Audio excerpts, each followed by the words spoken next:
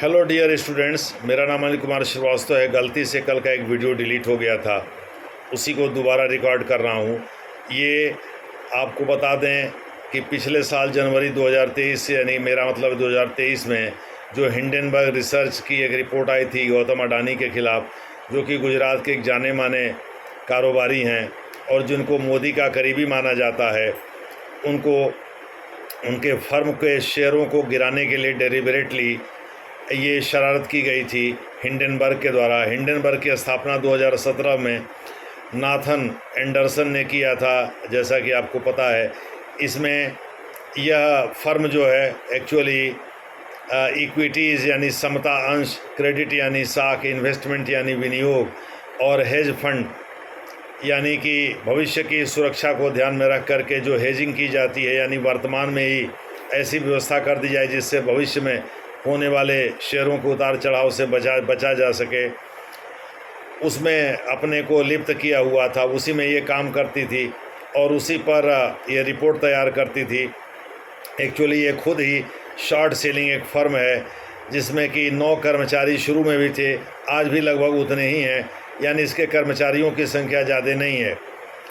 इसने भारतीय उद्योगपति और कारोबारी गौतम अडानी को बदनाम करने के लिए और इनडायरेक्टली एक पॉलिटिकल माइलेज देने के लिए विरोधी दलों को, जिससे नरेंद्र मोदी को घेरा जा सके, चूँकि नरेंद्र मोदी भी गुजरात के रहने वाले हैं, उनको घेरा जा सके, इस संबंध में इसने एक रिपोर्ट तैयार की थी। और उस रिपोर्ट में बताया था कि गौतम अडानी ने किस प्रकार से बाज़ार यानी स्टॉक बाज़ार का मैनिपुलेशन करके, जालसाजी करके किस तरह से पैसा कमाया और किस तरह से अपने निवेशकों को धोखा दिया। इसके बाद गौतम अडानी के शेयर यानी उनके कंपनी के शेयर 35 रुपये प्रति शेयर से घटकर 1400 प्रति शेयर हो गए थे और इस प्रकार से 12 लाख करोड़ रुपए का उनका नुकसान हुआ था। लेकिन गौतम अडानी अपनी बात पर अड़े रहे और वो हमेशा कहते रहे कि ये शरारतपूर्ण कार्य है।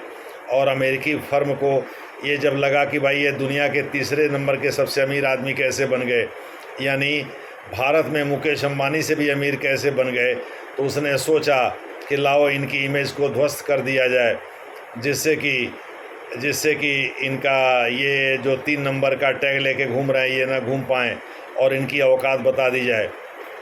तो उसने एक रिपोर्ट तैयार किया और मुझे बदनाम किया।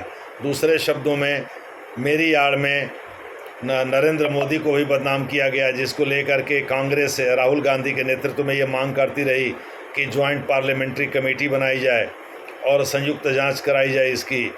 जाहिर है कि उसमें कांग्रेस भी शामिल होती और बीजेपी के लोग भी शामिल होते, तो कांग्रेस इसे लेकर के हो हल्ला मचाती, जिससे कि सरकार की बदनामी होती। लेकिन सरकार ये समझती थी।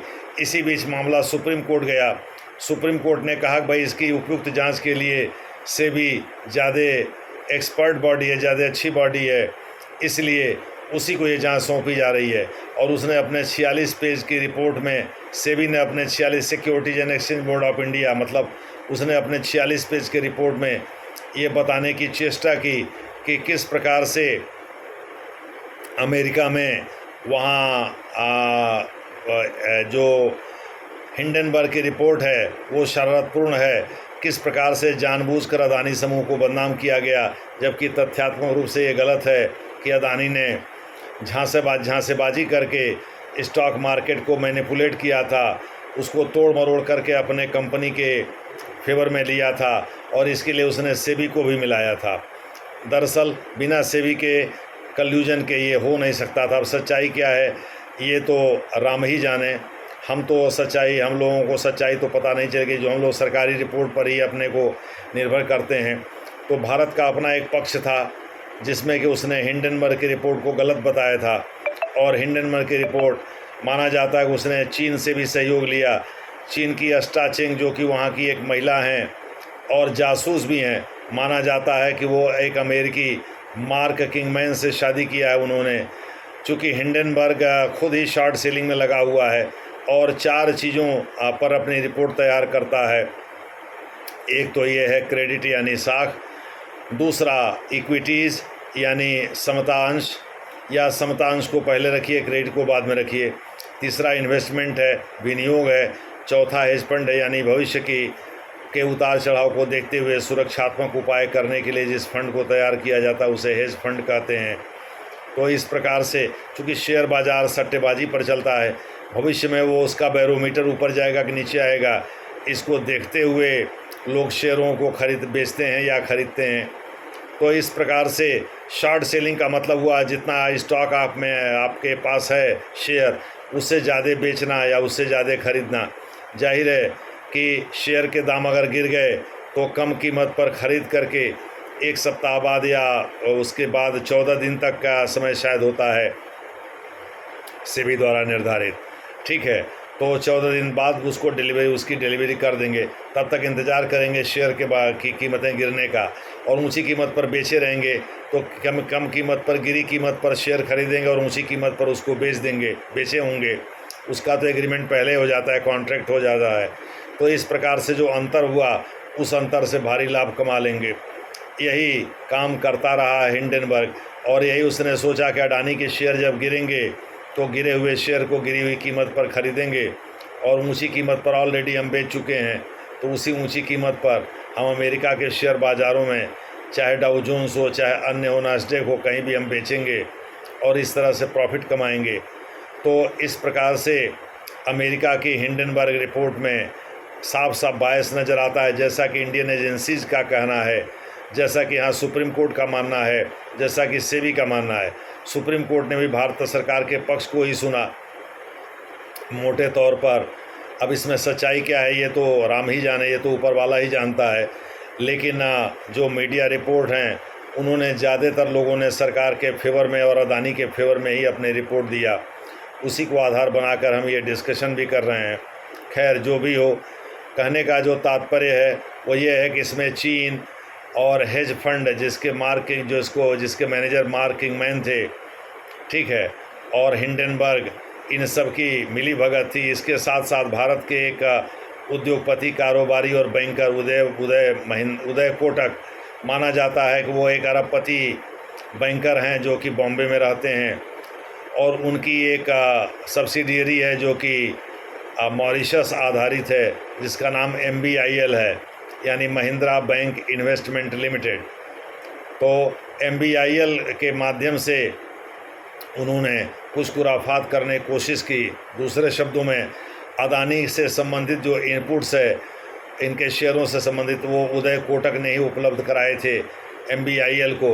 MBIL से ये हाथ लगा जो है चाइना के, और चाइना से हाथ लगा जो है चला गया हेज फंड मैनेजर को। कुछ data directly hedge fund manager को ट्रांसफ़र हो गए थे। तो इसमें इसके पीछे शरारत उदय कोटक की बताई गई, जिन्होंने शरारत करके जानबूझ करके अडानी के शेयरों को नीचे गिराने में प्रमुख भूमिका निभाई। इस प्रकार से आप कह सकते हैं इसमें 4 लोग इन्वॉल्व थे। चीन इन्वॉल्व था, हेज फंड इन्वॉल्व था, हिंडनबर्ग इन्वॉल्व था और उदय कोटक इन्वॉल्व थे। इन लोगों ने मिल करके, चारों लोगों ने अडानी के शेयरों को नीचे लाने में प्रमुख भूमिका निभाई, ताकि नरेंद्र मोदी की इमेज को भी चौपट किया जाए। क्योंकि हो सकता है इन लोगों को कोई वो लाभ ना मिल पा रहा हो जो कि पहले के शासन में मिला करता था। अब तो ऊपर वाला ही जानता है सच्चाई क्या है, हम लोग तो बस मीडिया रिपोर्ट के आधार पर अपनी बातें कह सकते हैं।